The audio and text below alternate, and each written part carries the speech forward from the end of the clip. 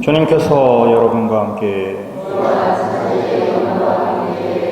요한이 전한 거룩한 복음입니다. 그때 어떤 이가 병을 앓고 있었는데 그는 마리아와 그 언니 마르타가 사는 베타니아 마을의 나자로였다. 마리아는 주님께 향유를 붓고 자기 머리카락으로 그분의 발을 닦아드린 여자인데 그의 오빠 나자로가 병을 앓고 있었던 것이다. 그래야 그 자매가 예수님께 사람을 보내어 주님께서 사랑하시는 이가 병을 앓고 있습니다 하고 말하였다. 예수님께서 그 말을 듣고 이르셨다. 그 병은 죽을 병이 아니라 오히려 하느님의 영광을 위한 것이다. 그 병으로 말미암아 하느님의 아들이 영광스럽게 될 것이다. 예수님께서는 마르타와 그 여동생과 나자로를 사랑하셨다.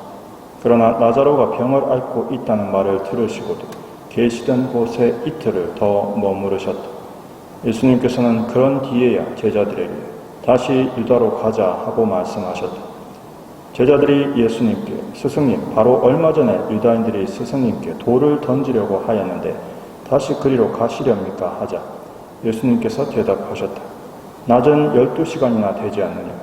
사람이 낮에 걸어다니면 이 세상의 빛을 봄으로 어디에 걸려 넘어지지 않는다. 그러나 밤에 걸어다니면 그 사람 안에 빛이 없으므로 걸려 넘어진다. 이렇게 말씀하신 다음에 이어서 우리의 친구 나자로가 잠들었다. 내가 가서 그를 깨우겠다 하고 그들에게 말씀하셨다. 그러자 제자들이 예수님께 주님, 그가 잠들었다면 곧 일어나겠지요 하였다. 예수님께서는 나자로가 죽었다고 하시는데 제자들은 그냥 잠을 잔다고 말씀하시는 것으로 생각하였다. 그제야 예수님께서 그들에게 분명히 이르셨다. 나자로는 죽었다. 내가 거기에 없었으므로 너희가 믿게 될 터이니 나는 너희 때문에 기쁘다. 이제 나자로에게 가자. 그러자 쌍둥이라고 불리는 토마스가 동료 제자들에게 우리도 스승님과 함께 죽으러 갑시다 하고 말하였다. 예수님께서 가서 보시니 나자로가 무덤에 묻힌 지 벌써 나흘이나 지나 있었다. 베타니아는 예루살렘에서 15스타디온쯤 되는 가까운 곳이어서 많은 유다인이 마르타와 마리아를 그 오빠 일 때문에 위로하러 와 있었다. 마르타는 예수님께서 오신다는 말을 듣고 그분을 맞으러 나가고 마리아는 그냥 집에 앉아 있었다. 마르타가 예수님께 말하였다. 주님께서 여기 계셨더라면 제 오빠가 죽지 않았을 것입니다. 그러나 하나님께서는 주님께서 청하시는 것을 무엇이나 들어주신다는 것을 저는 지금도 알고 있습니다. 예수님께서 마르타에게 내 오빠는 다시 살아날 것이다 하시니 마르타가 마지막 날 부활 때 오빠도 다시 살아나리라는 것을 알고 있습니다 하였다. 그러자 예수님께서 그에게 이르셨다. 나는 부활이요 생명이다. 나를 믿는 사람은 죽더라도 살고 또 살아서 나를 믿는 모든 사람은 영원히 죽지 않을 것이다. 너는 이것을 믿느냐? 마르타가 대답하였다. 예, 주님. 저는 주님께서 이 세상에 오시기로 되어 있는 메시아시며 하느님의 아드님이심을 믿습니다. 이렇게 말하고 나서 마르타는 돌아가 자기 동생 마리아를 불러 스승님께서 오셨는데 너를 부르신다 하고 가만히 말하였다. 마리아는 이 말을 듣고 얼른 일어나 예수님께 갔다. 예수님께서는 마을로 들어가지 않으시고 마르타가 당신을 맞으러 나왔던 곳에 그냥 서 계셨다. 마리아와 함께 집에 있으면서 그를 위로하던 유다인들은 마리아가 급히 일어나 나가는 것을 보고 그를 따라갔다. 무덤에 가서 울려는 줄 알았던 것이다.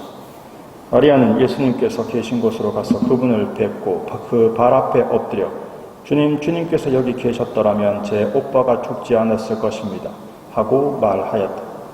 마리아도 울고 또 그와 함께 온 유다인들도 우는 것을 보신 예수님께서는 마음이 북박치고 산란해지셨다.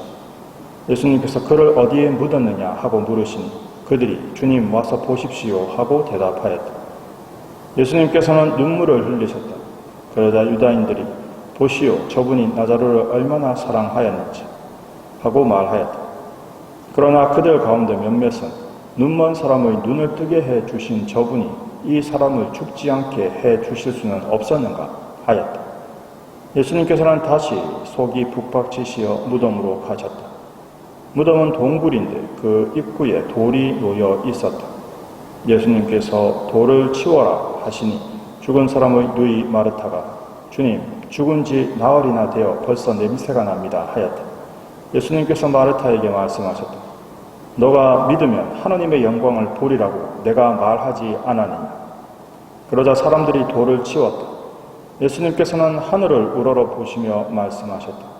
아버지, 제 말씀을 들어주셨으니 아버지께 감사드립니다. 아버지께서 언제나 제 말씀을 들어주신다는 것을 저는 알고 있습니다.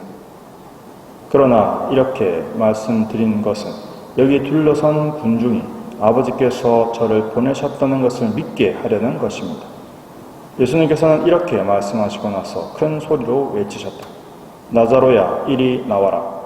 그러자 죽었던 이가 손과 발은 천으로 감기고 얼굴은 수건으로 감싸인 채 나왔다.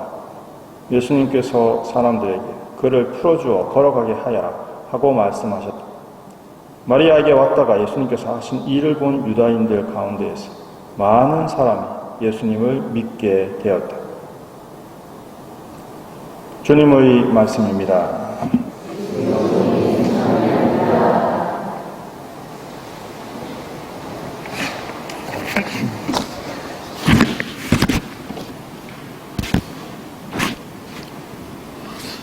예, 사순이 벌써 끝나갑니다. 참회와 정화의 시기를 잘 보내고 계십니까? 저는 강의 준비한다는 핑계로 기도를 소홀히 했음을 여러분께 고백을 합니다. 이것 말고도 생각이나 말로 많은 죄를 지었죠. 깊이 통회하며 다음 신부들 모임 때 고해성사를 볼 예정입니다. 고해성사는 정말 놀라운 은총이죠. 구약에서 이렇게 예언자가 이야기합니다. 너희 죄가 진홍처럼 붉어도 눈과 같이 희게 되고 다홍처럼 붉어도 양털처럼 희게 되리라. 여러분, 이런 주님의 은총을 절대 놓치지 마십시오. 주님의 자비와 사랑은 정말 위대하시고 크십니다. 오늘 나자로가 죽음에서 돌아왔지만 이건 우리가 지금 기다리고 있는 또는 예수님께서 보여주신 부활과는 다른 겁니다. 예수님께서는 당신의 죽음과 부활에 앞서서 당신이 죽음을 없앨 수 있는 분이라는 것을 제자들에게 보여주시죠.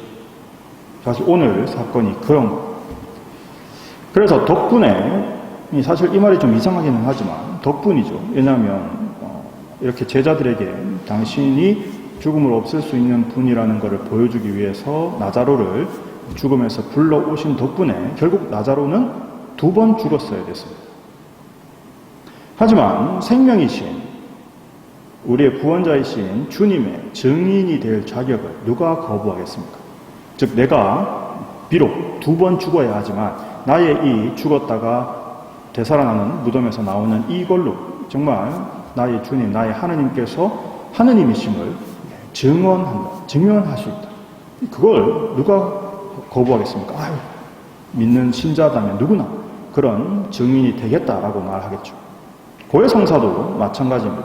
죄로 인해서 죽었던 내가 주님의 은총으로 다시 살 수 있게 된 거죠.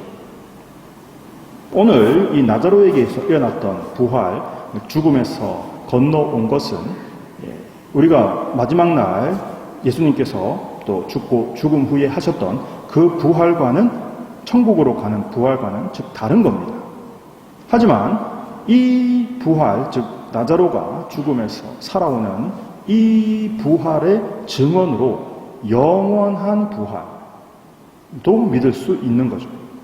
그러니까 이렇게 죽은 사람을 살리시는 걸 보지 못한다면 어떻게 내가 죽음을 이긴, 죽음을 정복한 하나님의 아들, 하느님이다라고 하시는 구원자다 하는 것을 우리가 어떻게 믿을 수 있겠습니까? 따라서 내가 죄인임은 정말 부끄럽고 가슴 아픈 일이지만 고해성사 없이 우리가 어떻게 마지막 심판 때, 즉 하나님 앞에서 마지막 심판 때 하나님의 용서와 자비를 입을 거라는 것을 어떻게 믿을 수 있겠습니까? 그러니까 나자로가 다시 죽을 거지만, 이렇게 어차피 반복되는 거죠. 다시 죽을 거지만 무덤에서 나올 수 있었습니다. 그래서 부활을 예수님께서 보여주신 거죠. 나는 부활시킬 수 있는 힘을 가졌다. 똑같습니다. 우리는 매번 죄를 지을 때마다 고백성사를 반복합니다. 하지만 이 용서, 이 고백성사의 용서가 없이 어떻게 내가 마지막 날 최후의 심판 때 너희를 용서하고 너희에게 자비를 베풀겠다라는 걸 우리는 어떻게 믿을 수 있겠냐는 겁니다. 따라서 고해성사는 오늘 이 나자로의 죽음에서의 돌아온 부활이 영원한 생명의 부활, 영원한 용서와 영원한 자비의 구원을 미리 보여주시듯 우리에게 알려주고 계시는 거죠. 예수님께서는 아무 근거나 증거 없이 말씀하지 않으십니다. 다 이유와 의미가 있고 증거와 증언을 주시죠. 이 용서에 대한 부분도 마찬가지입니다. 여러분 생각해 보십시오. 예수님께서 우리 죄를 용서하시는데 그냥 말이나 아니면 측은지심으로 손을 이렇게 하시면서 자, 나 이제 너희 죄 다 용서했다. 나는 죄가 없지만 너희 죄는 내가 용서해 줄게. 이러면 이게 용서받은 것이 되겠습니까? 라는 거죠. 예수님은 그렇게 우리의 죄를 용서하신 게 아니라 정말 내가 너희의 모든 죄를 다 받아서 죽어 없앤다라고 말씀을 하십니다. 스스로 죄인이 되시는 것을 주저하지 않으셨습니다. 이게 바로 우리 인간을 사랑하시는 예수님, 하느님의 마음이죠. 우리는 이 마음의 응답을 해야 됩니다. 죽음을 이기신 예수님께서는 내가 죽음을 이겼다라는 것을 가르쳐 주시기 위해서 어쩔 수 없이 나자로를 죽게 하셨습니다. 그러니까 나자로가 죽을 걸 알고 일부러 안 가신 거잖아요. 그러면서도 일부러 안 가셨죠. 그런데도 불구하고 죽음을 슬퍼하십니다. 왜냐하면 그게 얼마나 고통스럽고 힘든 건지를 아시기 때문이죠. 그래서 죽음을 슬퍼하시면서 정말 마음이 북박치고 산란해 하십니다. 내가 괜히 이랬나? 나는 아니지만 아이고 얼마나 힘들었어. 어쨌든 그 선택에 인해서 겪게 되는 나자로의 고통을 마마파하시는 거죠. 하느님이시지만 친구의 죽음을 슬퍼하시죠. 다시 살릴 거지만 그런 죽음에도 마음이 산란해 하십니다. 우리는 이 예수님의 마음을 헤아려야 됩니다. 즉 예수님께서는 하느님이시지만 여전히 마음을 가지고 계시는 인간이라는 거죠. 따라서 우리는 그리스도 안에서의 세 번째 회의, 이렇게 예수님의 마음과 예수님의 생각까지 헤아리면서 예수님께 위로와 흠숭, 영광과 찬미를 드려야 하겠습니다. 지난 사순 특강 때 우리는 출애굽의 역사에서 실제 고고학에서 드러난 증거들의 패턴, 증거들의 조합, 증거들의 나열들을 보았습니다. 하지만 그런 증거들의 나열, 수많은 증거들, 성서에 있는 것들이 그대로 일어났다는 것을 명확하게 보여주고 있음에도 불구하고 그걸 믿지 않고 성경을 기준으로 역사를 바꾸지 않는 고고학자들을 보면서 저는 저 모습이 바로 나다라는 묵상을 하게 됐죠. 왜냐하면 그들은 그걸 보면서도 나는 믿지 않는다라고 고백을 합니다. 하지만 오히려 믿는다. 예수님의 말씀을, 예수님의 가르침을, 예수님의 삶을, 예수님의 용서를, 예수님의 십자가를, 고해성사를 믿는다라고 말하면서 실천에는 더딘 나의 모습을 반성하게 되는 거죠. 수천 년의 세월 속에서 그 사막의 모래바람도 광야의 그 풍파도 결국 그 증거들을 없앨 수는 없었습니다. 그 모세의 여정, 여호수아의 가나안 정복은 지금도 우리에게 명확하게 말하고 있는 거죠. 제1독서의 말씀처럼 나 주님은 말하고 그대로 실천하는 하느님이다. 하느님의 말은 땅바닥에 떨어지거나 그냥 한번 해봤어요. 이런 게 없습니다. 즉 하느님께서는 바빌론 유배를 끝내시고 예루살렘으로 돌아간 이스라엘 민족에게 이 세상 귀양살이를 끝낸 우리들을 영원한 천상 고향으로 데려가시겠다고 말씀하십니다. 예루살렘으로 돌아가 유다인들에게 말씀하셨던 것처럼.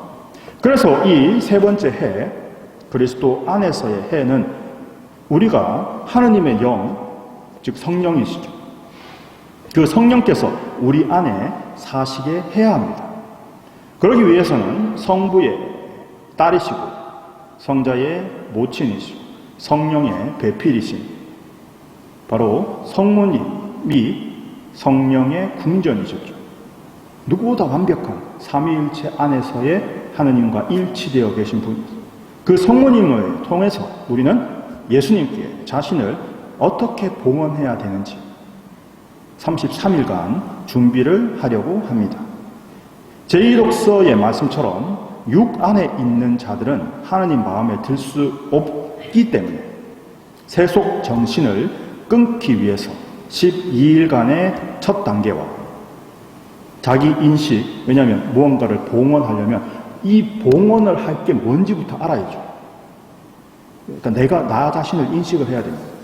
그리고 성모님을 알고 성모님을 사랑하고 예수님을 알고 예수님을 사랑하고 이렇게 3주간에 걸쳐서 2단계를 거쳐 33일 동안 완전한 봉헌이란 무엇을 포기하는 것이고 무엇을 찾는 것이며 누구를 포기하는 것이고 누구를 사랑해야 하는지를 배우면서 가장 자신을 완벽하게 하느님께 봉헌하셨던 성모님을 통해서 예수님께서 가장 기뻐하실 봉헌을 하도록 예수님께 자신을 일치시켜 나가는 겁니다.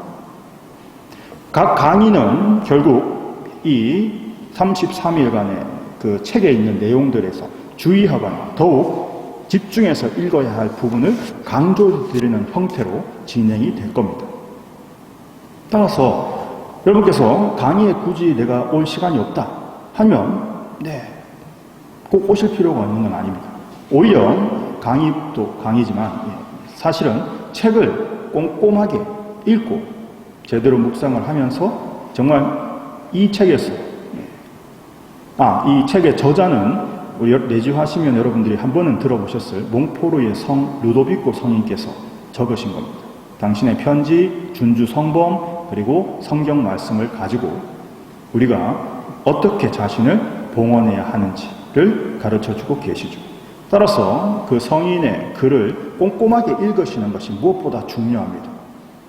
그리고 유튜브에 올라갈 강의를 좀 참고하셔서 매일의 기도와 묵상을 하시면 되겠습니다. 그렇게 준비를 하셔야 합니다. 이것을 배울 수 있는 거죠. 봉헌이란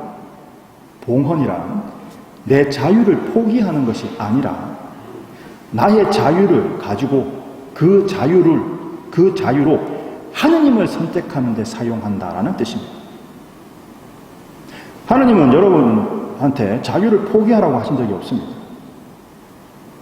하나님께서 말씀하신 너가 가지고 있는 그 자유를 가지고 나를 선택해라는 거죠. 하느님을 선택하셨으니까 이제 쟁기를 잡고 뒤를 돌아보지 마시고 하느님께, 예수님께, 성모님께 더욱 집중을 합시다. 저한테 집중하시는 게 아닙니다. 왜냐하면 저한테 저 쳐다보고 있다고 되는 게 아닙니다. 왜냐하면 저도 똑같이 여러분과 똑같이 자기 자신과 투철하게 싸우고 있는 한낱 인간에 불과합니다. 따라서 우리 모두 함께 이 33일간의 봉헌을 통해서 정말 하나님의 영, 성령께서 우리 안에서 더욱 커지실 수 있도록 함께 노력을 합시다. 그렇게 33일간의 준비를 마치고 나면 승천 대축일 각자 자신의 봉헌문을 준비해서 중심 미사 때 봉헌문을 읽으면서 봉헌을 하실 겁니다. 그렇게 함께 봉헌을 하고 그다음 원래 9일 후에 이제 성령 강림이 오는 건데 우리나라는 이 승천 대축일을 원래 있는 평일에 지내지 않고 주일로 옮겨서 지내기 때문에 일주일이 되겠습니다. 그래서 그 일주일 동안 성령 강림을 준비하고 성령 강림 대축일. 바로 앞에 말씀드렸던 것처럼 하느님의 영, 성령께서 제가 일주일 전에 이렇게 봉헌했으니까 예수님께서 승천하시면서 나의 봉헌을 가지고 하늘로 가셨으니까 이제 성령 강림 때 나에게 주님의 영, 하느님의 영을 부어주시길 청하시는 거죠. 그렇게 우리는 나자로처럼 말씀 안에서 새로운 삶을 시작할 수 있습니다. 예수님의 영, 하느님의 영, 바로 성령께서 언제 어디서나 여러분과 또 저와 함께 하시길 축복드리며 고해성사와 33일간의 봉헌 준비로 더욱 하나님께 나가며 그리스도 안으로 들어갑시다. 왜냐하면 아까 말씀드렸다시피 봉헌이라는 것은 내 자유를 포기하는 것이 아니라 내가 가진 나의 자유로 하느님을 선택하는 것이기 때문입니다. 사순 마지막 시기를 더욱 충실히 보내도록 합시다. 아멘.